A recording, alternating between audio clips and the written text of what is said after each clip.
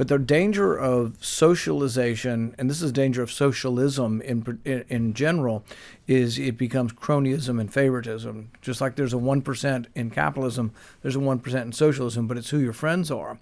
So when the monoclonal antibodies began to show promise, Governor DeSantis was opening these clinics, and they were giving access to these clinics to get more people access that were sick.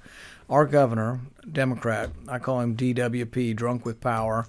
His real name is not really that important because he'll only be there maybe until the next election. Thomas Massey calls him the Bashir variant. That's exactly right. He's a mutation, that's for sure.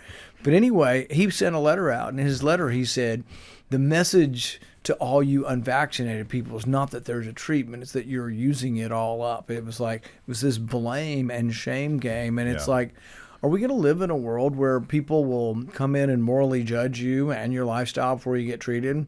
I mean, it's like, oh, you ate too many cheeseburgers, we're not going to give you a heart stent. You have this, you're not exercising enough. We're going to treat people that way? I mean, it's a crazy world that there's going to be a judgment. And here it's a political judgment because most of the red states have a lower vaccination rate. But what, if you come in, you've been vaccinated, you have COVID, and you're dying, they're going to treat you and give you the monoclonals, but you haven't been vaccinated, you don't get treated? I mean, I think this is a terrible world. And I've been alive 58 years. You never ask who gave you something. Oh, I got the cold. I don't know where I got it. Probably got it at school, or I got it at the gym, or whatever. I have a flu. Even when someone died, we didn't think it was someone else's fault. There's no way to know. And like you know this, but 20 years ago, I survived stage 4 cancer, and I went through 6 months of super aggressive chemo. At the end of that 6 months, I was vulnerable to everything.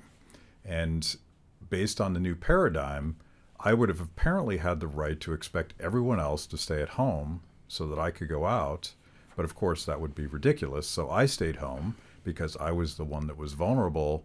And we've flipped the paradigm so that everybody is somehow guilty of something, even though they haven't done anything wrong. Right. And that divides us, right? And the thing is seclusion can work, separating yourself from society, but it has to be done in a sort of an extreme fashion. And your self-interest was aligned with that. You had a self-interest in surviving, so you could and did probably stay away from people as much as you could. But everybody can't do that in an interaction. So every individual, and then there's not as much incentive for it if you're not sick, So, you look at these videos of 2-year-olds forcing masks on 2-year-olds and putting them in the daycare center, and you see like the teacher putting it on, the kid taking it off, putting it on like 10 times in a row. It's like, you want to see if you put fluorescein on their hands and their face where it is now. It's everywhere. If this kid has COVID, you've now spread it everywhere because kid's got his hands on his mask. You've got the hands on there. Your mask is going on and off, and there's no way to contain it. I remember in medical school we had it was a poker game or just a card game with fluorescein, and they started it out just on one person, and it was just right here, and then by the end of the game, everybody's got it. It's all over the cards. It's all over everything.